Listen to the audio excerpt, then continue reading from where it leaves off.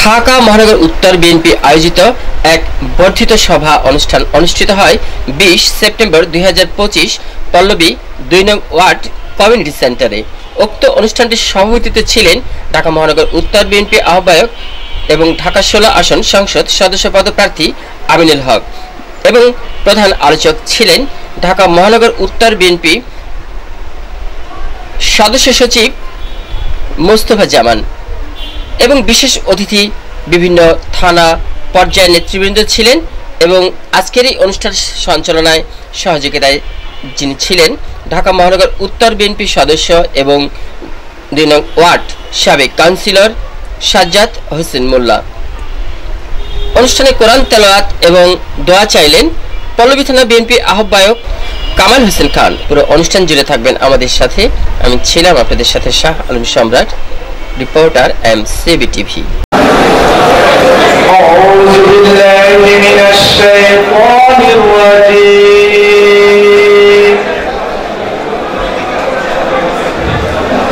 بسم الله الرحمن الرحيم.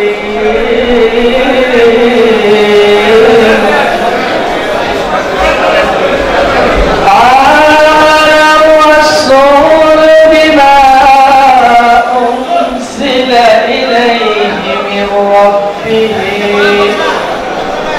من ربه والمؤمنون كل آمن بالله وملائكته وكتبه ورسله لا نفرق بين أحد من رسل وقالوا سمعنا وطعنا غفرانك ربنا وإليك المصير. صدق الله العظيم. ধন্যবাদ। ভাবে কাজ করবে এই বিষয়টি তাদেরকে বোঝাতে হবে। ধানের শীষে ভোট দিলে আপনি সুশাসন নিশ্চিত করা হবে, এই বিষয়টি তাদেরকে বোঝাতে হবে। আপনি ধানের শীষে ভোট দিলে আপনার আমার প্রত্যেকটি সাধারণ মানুষের আইন শৃঙ্খলা নিরাপত্তা নিশ্চিত করা হবে, এই বিষয়গুলো আপনাদেরকে বোঝাতে হবে। ধানের শীষে ভোট দিলে শিক্ষা ব্যবস্থা, স্বাস্থ্য সেবা সর্বোচ্চ অগ্রাধিকার দিয়ে আমাদের সাধারণ মানুষের কাছে পৌঁছে দেওয়া হবে, এই বিষয়গুলো ওই সাধারণ মানুষের কাছে বোঝাতে হবে। ধানের শীষে ভোট দিলে কখনো সাধারণ মানুষের উপরে বিএনপির নেতা কর্মীরা প্রভাব বিস্তার করবে না, এই বিষয়টি বোঝাতে হবে প্রত্যেকটি সাধারণ মানুষের কাছে। ওই আওয়ামী লীগ কি করেছে? সব সময় সাধারণ মানুষ, প্রশাসন বিভিন্ন জায়গায় গিয়ে প্রভাব বিস্তার করেছে। তারা কি বলেছে যে আমি আওয়ামী লীগের নেতা, এই সে হাবিজাবি বলছে না, বইটা বলছে, প্রভাব বিস্তার করার চেষ্টা করছে না। কিন্তু আপনারা কি এরকম প্রভাব বিস্তার করবেন?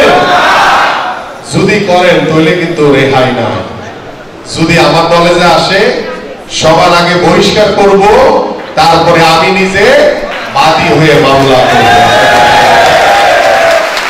এবং আমি আপনাদেরকে সতর্ক করে দেই, ইতিমধ্যে আমাদের মহানগরের নেতারা আপনাদের সাথে মিটিং করেছে না? জোনাল ওয়াইজ মিটিং করছে না? কি বলছে? সবার আগে কেন্দ্র ভিত্তিক ইউনিট কমিটি যে ডেডলাইন দিছে ওই ডেডলাইনের ভিতরে জমা দিতে হবে। যদি জমা দিতে না পারে, পরবর্তী যে যৌথ সভা হবে ওই যৌথ সভায় দেখবেন যে সভাপতি সাধারণ সম্পাদকের পদ চেঞ্জ হয়ে গেছে। 71টি ওয়ার্ডে 26টি থানা। আমরা কাজে বিশ্বাসী, কথায় বিশ্বাসী না। আমি আপনাদেরকে আমাদের জোনের যে প্রধানরা যে ডেডলাইন দেওয়া হয়েছে, যে সময় দেওয়া হয়েছে, এই সময়ের ভিতরে সকল ওয়ার্ড এবং সকল থানা নেতৃবৃন্দ একসাথে বসে আমাদের কেন্দ্র ভিত্তিক ইউনিট কমিটিগুলো জমা দিয়ে দিবেন। এটা বলা হয়েছে তো আপনাদের কাছে? হ্যাঁ, সো দ্যাট আপনারা অন টাইমের ভিতরে দিবেন। যদি অন টাইমে দিতে না পারেন, পরের দিনে আমার কাছে সুযোগ আসা মাত্রই আমি সভাপতি সাধারণ সম্পাদকের পদ চেঞ্জ করে দিয়ে নতুন কাউকে দায়িত্ব দিয়ে দিব, যে আমার কাজ পরিপূর্ণভাবে করবে। এটা গেল 1 নাম্বার। 2 নাম্বার হচ্ছে আপনাদের সকলের নির্বাচন করার অভিজ্ঞতা রয়েছে, এবং সেই নির্বাচনের অভিজ্ঞতা থেকে আপনারা জানেন যে প্রত্যেকটি ভোট কেন্দ্রে এজেন্টের প্রয়োজন হয়। আসলে এটা বাইরে হচ্ছে না, বাইরে হচ্ছে, আপনারা একজন জবাব দিলেই হবে। আপনাদের এজেন্টের প্রয়োজন আছে না প্রত্যেকটি কেন্দ্রে? আপনারা জানেন যে কে কোন এলাকায় বসবাস করে। আপনারা থানা বিএনপি, ওয়ার্ড বিএনপি প্রত্যেকটি কেন্দ্রের জন্য আপনাদের এজেন্টের তালিকা রেডি করতে হবে। কারণ মনোনয়ন দেওয়ার পরে যিনি মনোনীত হবেন তার সাথে যদি তাকে আপনার এজেন্টের তালিকাটা আগে পৌঁছে দিতে পারেন, তাহলে তার কাজের জন্য অনেক সহজ হবে, এবং তারপরে তিনি যদি কোনো পরিবর্তন করতে চান সেটাও তিনি করতে পারবেন। এই জন্য আপনারা এজেন্টের তালিকাটাও নির্ধারিত যে সময় দেওয়া হয়েছে সেটা করে ফেলবেন। এবার আসেন 3 নাম্বার। 3 নাম্বারটা হচ্ছে অনেক ভয়ানক। যদি কোনো চাঁদাবাজ, কোনো দখলদারির সাথে, কোনো লুটতরাজের সাথে, কোনো অনৈতিক কর্মকাণ্ডের সাথে আমাদের কোনো নেতা কর্মীরা যদি ন্যূনতম প্রমাণ সহ আমার কাছে আসে, আমি কিন্তু বলে দিয়েছি শুধু বহিষ্কার করব না, তার বিরুদ্ধে আমি কিংবা আমার নেতারা বাদী হয়ে মামলা করবে। এটা দলের সিদ্ধান্ত, এখানে এক চুল পরিমাণ ছাড় দেওয়ার কোনো সুযোগ নাই। আপনি যত বড় নেতা হন না কেন, আপনি যে হন না কেন, আপনাকে মাফ করার কোনো সুযোগ নাই। কারণ আপনার জন্য যদি আমার দলের ন্যূনতম কোনো ক্ষতি হয়, আপনার মতো নেতা আমাদের এই দলে কোনো দরকার নাই। এই জন্য আমরা বারবার আপনাদেরকে আহ্বান করছি, আপনাদের অধীনস্থ যারা নেতা কর্মী আছে, এই যে আমি বললাম, এটা শুধু আপনারা হজম করলে হবে না, আপনাদের অধীনস্থ ওয়ার্ড কমিটি, থানা কমিটি যারা এখানে উপস্থিত হতে পারে নাই, এবং সাধারণ যারা নেতা কর্মী আছে, তাদেরকে আপনাদের মাধ্যমে এই বার্তা পৌঁছে দিতে হবে যে আমরা বিএনপি একটি সুশৃঙ্খল দল, কোনো বিশৃঙ্খলা, কোনো অন্যায়কারীকে আমরা প্রশ্রয় দেই না। এই বিষয়টি আমি আমার নেতৃবৃন্দ এবং আমার দলের যে সিদ্ধান্ত, আমরা শতভাগ এটা নিশ্চিত করতে চাই। এই জন্য আপনাদের কাছে সহযোগিতা চাই, এবং আপনারাও সতর্ক থাকবেন। যদি আপনারাও এখানে থাকেন কেউ এরকম, যদি আমার কাছে প্রমাণ আসে, 1 সেকেন্ড লাগবে না, আমার চিঠি রেডি করাই থাকে, সাইনও রেডি করা থাকে, শুধু নামটা বসাই দিই। এবং অঙ্গ সংগঠনের বিষয়েও বলা হয়েছে, যার যার মহানগরের নেতৃবৃন্দদেরকে বলা হয়েছে, যার যার দায়িত্বে সে যদি পালন করে, এবং যেখানে কোনো অন্যায় থাকবে, কোনো বিশৃঙ্খলা থাকবে, আমরা দৃঢ়ভাবে প্রতিরোধ করে তুলব প্রিয় নেতৃবৃন্দ। এবং আপনারা জানেন যে একটি দল তারা বিভিন্ন জায়গায় অপপ্রচার করে, মিথ্যাচার করে, কি যেন একটা আছে না, এআই মাধ্যমে, মানে এটাকে ভিন্নভাবে প্রকাশ করার চেষ্টা করে। আপনাদের সতর্ক থাকতে হবে।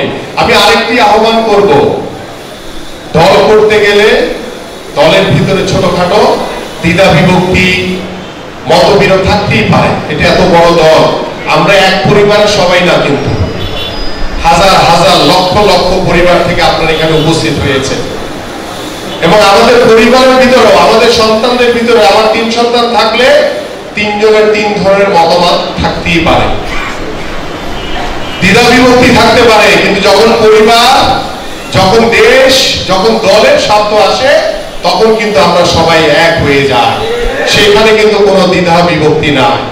কিন্তু দুর্ভাগ্য, আপনি আরেকজনকে পছন্দ করেন না, যদি তার বিরুদ্ধে কোনো একটা মিথ্যাচার আসে, আপনি এটাকে আরো বেশি মিথ্যাচারে পরিণত করার চেষ্টা করেন।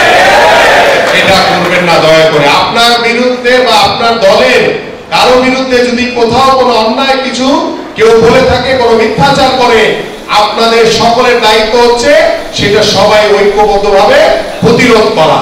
কিন্তু আপনারা কি করেন? আচ্ছা অমুকরে বলছে ও তো আসলেই খারাপ, আরো লেখ এটার বিরুদ্ধে। করেন না আপনারা এটা? এটাই করেন আপনারা, বলেন না কেন?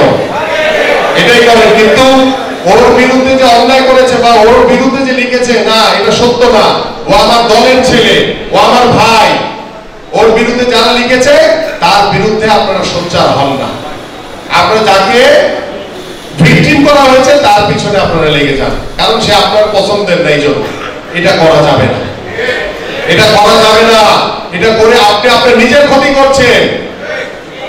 এটা কেন বুঝেন না যে আপনি যার বিরুদ্ধে লিখছেন সে তো আপনারই ভাই, আপনাদের সহযোদ্ধা। তার জন্য যদি দলের ভাবমূর্তি ক্ষুণ্ণ হয় তাহলে আপনার ক্ষতি হবে না? এটা আপনার জন্য তো ক্ষতিকারক। কেন এই ধরনের মিথ্যাচারকে আপনারা প্রশ্রয় দেন? এই জন্য সতর্ক থাকতে হবে। এবং এই যে সামনের সামাজিক যোগাযোগ মাধ্যমে আপনারা সবসময় অ্যাক্টিভ থাকবেন, পজিটিভলি কথা বলবেন, অন্যায়ের বিরুদ্ধে সবাই ঐক্যবদ্ধভাবে রুখে দিবেন এই বিষয়গুলো। একজন যদি কোথাও দেখেন কোথাও কিছু করেছে, মিথ্যাচার করেছে, কারণ যে অনেকেই রয়েছে, অনেক দলের ইয়ারা রয়েছে, তারা বিভিন্ন ভাবে তারা মানুষের কাছে যায় না, তারা জনগণ থেকে বিচ্ছিন্ন, কিন্তু তারা কি করে জানেন? তারা সামাজিক যোগাযোগ মাধ্যমে অনেক বেশি অ্যাক্টিভ। তারা মিথ্যাচার করার জন্য অ্যাক্টিভ, কিন্তু সেই মিথ্যাচারের জন্য আপনাদেরকে প্রস্তুত থাকতে হবে প্রিয় নেতৃবৃন্দ। আপনাদের সেই মিথ্যাচারের জবাব দিতে হবে সামাজিক যোগাযোগ মাধ্যমে, তাহলে আমরা রুখে দিতে পারবো সব ধরনের ষড়যন্ত্র। আমি আমার বক্তব্য দীর্ঘায়িত করবো না।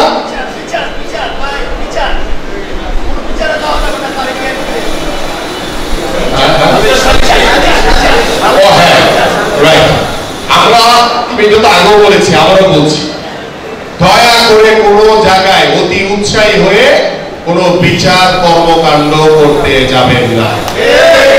ওটা আপনার দায়িত্ব না, আপনাকে কেউ দায়িত্ব দেয় নাই যে ভাই বিচারটা করে দেন। আপনি কি, আমরা কি ক্ষমতায় আছি নাকি সরকারে আছি যে আমার দায়িত্ব বিচার করতে হবে? এগুলোতে যাবেন না দয়া করে, এটা আপনার কাজ না। অতি উৎসাহী হয়ে অনেক সময় আপনারা উপকার করতে গিয়া আপনার নিজেরও ক্ষতি করেন, দলেরও ক্ষতি করেন। এগুলি করা যাবে না। আপনারা ন্যায়ের পথে থাকবেন, সোজা পথে, ডাইনও যাবেন না, বামেও যাবেন না, তাহলে আপনার ক্ষতি কেউ করতে পারবে না, আপনাদের দ্বারা দলের ক্ষতিও কেউ করতে পারবে না। এই জন্য আমি আপনাদের কাছে আহ্বান করব, বিচার কার্য থেকে শুরু করে আরেকটি বিষয় বলি। এখানে আমাদের ওই যে স্বেচ্ছাসেবকের ওরা কই, আমি বলে দিই, আমি সতর্ক করতে ভুলে গেছি, আমি আপনাদেরকেও বলছি, দয়া করে পুলিশকে, সেনাবাহিনীকে আমরা সার্বিকভাবে সহযোগিতা করব, নিঃসন্দেহে সহযোগিতা করবেন। কিন্তু ওই যে স্বৈরাচার আমলে দেখছেন রাস্তার মোড়ে মোড়ে লাঠি সোটা নিয়ে বসে থাকতো ওই আওয়ামী লীগ, এটা কিন্তু আপনাদের কাজ না। এগুলো কখনো করার চেষ্টা করবেন না। আপনারা সহযোগিতা করবেন, কিন্তু সহযোগিতার নামে ওই রাস্তার মোড়ে মোড়ে বসে থাকা, চেয়ার নিয়ে, এটা কখনো চেষ্টা করবেন না, এটা কখনো করবেন না আপনারা। এটা আপনাদের কোনো কাজ না। এবং অনেকে দেখেছি, আমার কাছে অনেকে একদম গোল হয়ে দাঁড়ায়া ছবি তুলে আমার কাছে পাঠান, ভাই হাজিরা দিছি ওইখানে। এটা করবেন না। এইটা বিএনপি এই রাজনীতি করে না। ওই আওয়ামী লীগ যা করেছে এটা মানুষ পছন্দ করে, মানুষ বিরক্ত হয়, মানুষ পছন্দ করে না, মানুষ বিরক্ত হয়। এমন কোন কর্মকাণ্ডের সাথে কখনোই নিজেকে জড়ানোর চেষ্টা করবেন না। এবং যে বিষয়টি বলছিলাম, অনেকে অতি উৎসাহী হয়ে মোটর সাইকেল মহড়া দেন, এটা টোটালি নিষিদ্ধ। আমি যাতে আর কখনো অঙ্গ সংগঠন থেকে শুরু করে বিএনপি কাউকে যাতে না দেখি কোনো কারণ ছাড়াই, কোনো কিছু ছাড়াই অহেতুক মোটর সাইকেলের মহড়া দিয়ে জনজীবনে আতঙ্ক তৈরি করার চেষ্টা করবেন না। এটা কখনোই আমরা প্রশ্রয় দিই না। এবং এটা পার্টি থেকে সিদ্ধান্ত, এই ধরনের কর্মকাণ্ডে যদি কেউ জড়িত থাকে, মোটর সাইকেল মহড়া, বিচার কার্য সম্পাদন করা, তাহলে আমরা তাদের বিরুদ্ধে সাংগঠনিক ব্যবস্থা নিব। সেটা আমার বিএনপি হতে পারে, সেটা আমার অঙ্গ সংগঠন হতে পারে, যাই হোক, যেই করুক, তার বিরুদ্ধে আমরা সাংগঠনিক ব্যবস্থা নিব। এই জন্য আমি আপনাদেরকে অনুরোধ করছি, আহ্বান করছি যে এই ধরনের সকল কর্মকাণ্ড থেকে যেখানে মানুষ বিরক্ত হয়, মানুষ ভালোভাবে নেয় না, সেই ধরনের কোনো কর্মকাণ্ডের সাথে আপনারা জড়াবেন না। সর্বশেষ কথা বলছি, ওই আওয়ামী লীগ তো সবসময় সাধারণ মানুষের উপরে প্রভাব বিস্তার করেছে, আওয়ামী লীগ বিশ্বে আওয়ামী লীগ নেতা হিসেবে সাধারণ মানুষের সাথে। কিন্তু আপনারা যারা বিএনপি করেন, বিএনপি নেতৃবৃন্দ, যারা অঙ্গ সংগঠনের নেতৃবৃন্দ, আপনারা কেউ বিএনপি কিংবা অঙ্গ সংগঠনের নেতৃবৃন্দ হিসেবে সাধারণ মানুষের সাথে মিশবেন না, মিশবেন একজন সাধারণ মানুষ হিসেবে। তাহলেই সাধারণ মানুষ আপনাদেরকে পছন্দ করবে, আপনাদেরকে ভোট দিবে। কারণ আমরা বিশ্বাস করি বাংলাদেশ জাতীয়তাবাদী দল বিএনপি এদেশের সাধারণ মানুষের দল।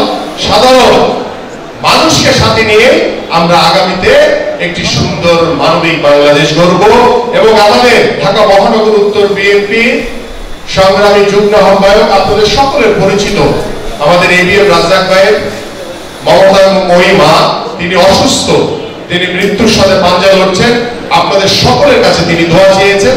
আমরা সকলেই আমাদের এই প্রিয় মায়ের জন্য দোয়া করব, আল্লাহ পাক যাতে তাকে সুস্থতা দান করেন।